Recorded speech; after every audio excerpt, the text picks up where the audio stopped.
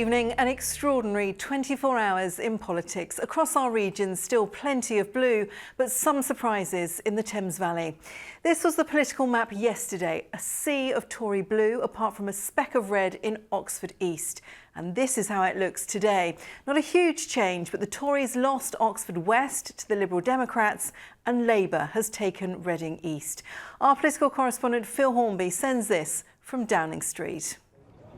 Yes, this was a terrible night for the Conservatives, which nobody saw coming. Most Tories I spoke to in our region thought they were going to walk this election, and it just didn't happen. So what went wrong for the Tories? Well, this was meant to be the Brexit election, but Brexit was hardly mentioned at all during the campaign. Instead, it was things like social care and tuition fees and police cuts, and all those issues seemed to play to the advantage of Labour and to the disadvantage of Mrs May. Many people have said that Theresa May is a safe pair of hands, very careful, doesn't take risks. Well, this was a spectacular gamble, and it's a gamble that has backfired. Phil Hornby there. Well, let's take a look at the biggest stories of the night here in the Thames Valley. 26,000. It was a stunning victory for the Lib Dems. Layla Moran snatching Oxford West and Abingdon from Conservative Nicola Blackwood by just 816 votes. But today on the streets of the constituency, having a new MP didn't seem to be uppermost in people's minds. Local issues were of course important to the voters here in Oxford West and Abingdon, but nearly everyone we spoke to today were keen to express their confusion and in some cases anger over having an election in the first place. I think Theresa May should carry on and finish what she started and then go. Do you think she should have had an election though? No, I don't think she should have, because it's upset a lot of people, a hell of a lot of people. Very confused. We've just got to see what happens to her in the next few days. She's got a bloody nose, I suppose, but in fact I think that's better for the people. I think it just shows what a state we're in. You don't know what is going to happen next. Meanwhile, in Oxford East, the seat vacated by Andrew Smith, the previous MP of 30 years, was filled by Labour's Annalisa Dodds, who increased the party's majority over the Conservatives. I do have a massive responsibility really to try and deliver and to live up to people's expectations, particularly because I think they've had a very good Labour MP in the form of Andrew Smith for so many years. There was delight too for Labour in Reading East as their candidate Matt Rodder took the seat from the Conservatives' Rob Wilson with a majority of just over 3,700. Naturally, I'm very disappointed that I haven't won, but I leave extremely proud of the record that I have, my contribution to the town. On the other side of town, Alok Sharma held the Reading West seat for the Tories, with the Thames Valley as a whole remaining overwhelmingly Conservative, including places like Newbury, Aldershot, Aylesbury and here in Basingstoke, albeit with reduced majorities. Swindon North and South both remained blue. Surrey South West was also a comfortable Conservative hold. This is democracy and we trust the people just as we did in the referendum last year, and we'll wait and see what the result is, and then I'm sure we'll all be making our judgments. Political judgments which Theresa May herself would have been considering even as she held her seat in Maidenhead. Kerry Johnston, ITV News. Well, as Kerry said, Theresa May has kept her huge majority in Maidenhead, only a small cut in votes despite a Labour increase of 7%. So how have people in her constituency reacted to what's happened overnight? Heather Edwards has been finding out. Darling, darling, stand by me. No matter who you are, you need someone to stand by you. So the song goes. And today, Theresa May needed all the friends she could muster. Lovely local ground strawberry, 2 for £3. Today was a day for deals to be done. But why had it gone so wrong for the Conservatives?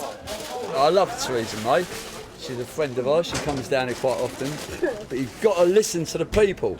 Yeah. We listen to them. We tell them. We give them what they want. And she hasn't, has she? We've worked hard all our life, bought our council house, what she's saying, because if we get sick, which my husband is, we're going to have to sell it to put him in care. I mean, it's not fair. Theresa May was today defiant and determined to remain Prime Minister, much to the relief of many of her constituents. Do you think she's still a strong leader? Absolutely. There's nobody else that I can see that can put the country back on their feet. I think she's a really strong leader and I think she should stay. And I think she's been poorly advised and I think lessons learnt. And I think she's strong enough, she should stand up and she needs to carry on. At the moment, I think that Theresa May is best for my vote anyway. Well, the flag may be flying, but there's no wild celebrations here at the Conservative Club in Maidenhead. Theresa May took a massive political gamble and she lost. She can console herself at least that here in her constituency she still has massive support. Heather Edwards, ITV News, Maidenhead.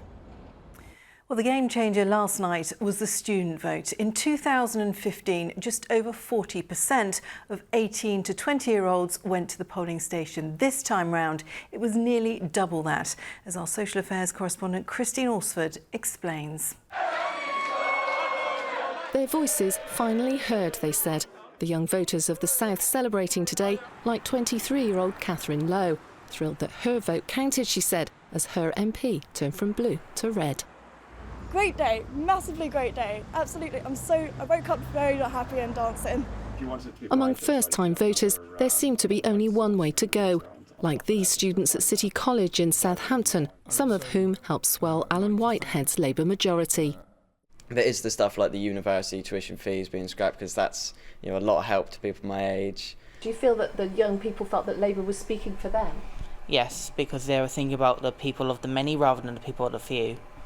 It's in towns and cities like this one where the high turnout among the young is thought to have made the most dramatic difference.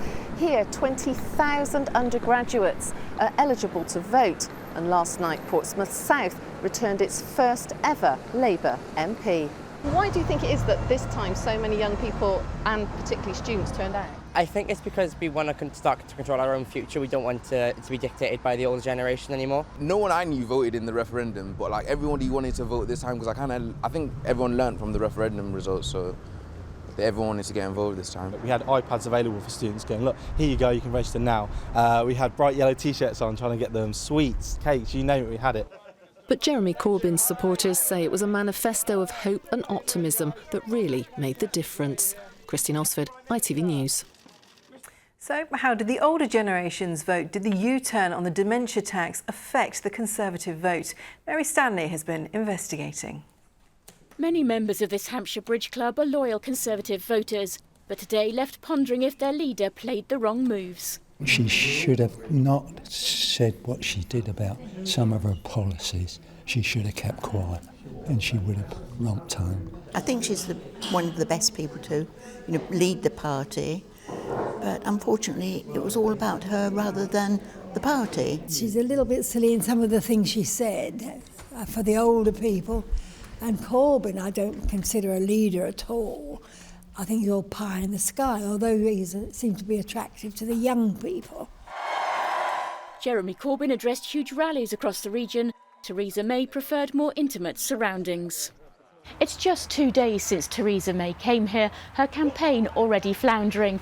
Criticism at her reluctance to join the leaders' debate, her lack of engagement with the public and that U-turn over social care. The election has left many voters here feeling uncertain, worrying who now holds the strongest hand. Mary Stanley, ITV News. And there is much more reaction on our website. But what does the weather have in store for the weekend? With all the details, here's Simon Parkin.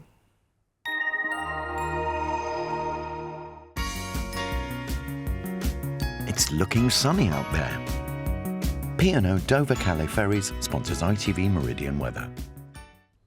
Good evening. Well, it's a nice treat on a Friday to bring you some pretty decent weather for the weekend. Won't be full-on blue sky every day, but certainly tomorrow will be warm in any sunshine, and Sunday will have its bright spells too. Basically out to the west of us, we've got a weak weather front.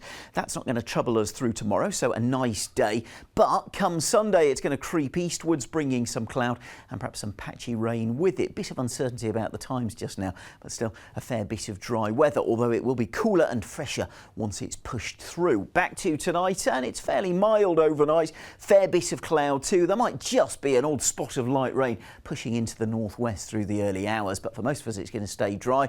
Temperatures around 13-14 degrees, and if you're up very early tomorrow morning, bit of cloud first thing, but pretty quickly lots of blue sky developing, and then plenty of sunshine as we head through the rest of the day. Warm in that sunshine too. Certainly inland we're looking at temperatures up to around 21-22 degrees. That's 72 in Fahrenheit. Down towards the coast around the Isle of Wight, that's where things will feel a bit fresher thanks to the sea breezes. And then Sunday, dry and bright for a time, but also more cloud later on. P&O Dover Calais Ferries sponsors ITV Meridian Weather. At least the weather's not looking too bad, is it? And that's all from us. We're back tomorrow night at 7:30. But from me and from all of us here tonight, good night.